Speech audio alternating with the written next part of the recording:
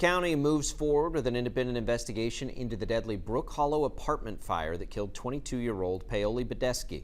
It's after the Wichita Fire Union raised concerns about 911 dispatchers' failure to tell firefighters about Badesky's cries for help. So how long will this investigation take? Brandon Stitt found those answers today. Brandon? Well, Jacob, months. In fact, the selection of who that third-party investigator will be could take as long as 6 months. But that doesn't mean things are on hold. Some commissioners still plan to evaluate ways to improve the 911 system as that selection process moves forward.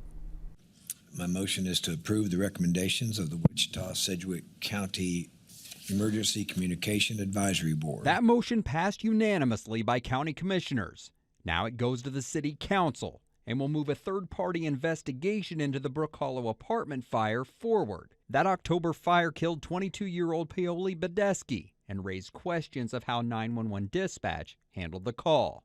The process for that investigation is just beginning. In the long run, it's going to be several months. In those first months, a scope of that investigation will be developed. RFPs or requests for bids will then be released. And this part takes a while as the potential third parties ask questions about the process. Bids are then evaluated and narrowed down to top picks. Those top picks are then interviewed. And finally, we pick a final recommendation, and that final recommendation is then brought to our governing bodies for your approval. But until then, some commissioners aren't waiting to get to the bottom of what happened that October morning. Any step we can to put our foot on the gas and move these things forward, I think it would be helpful for this community to know that we're doing that. And if this investigation takes 6 months, for us to come back in 6 months and start to addressing these things, it's just a wasted opportunity.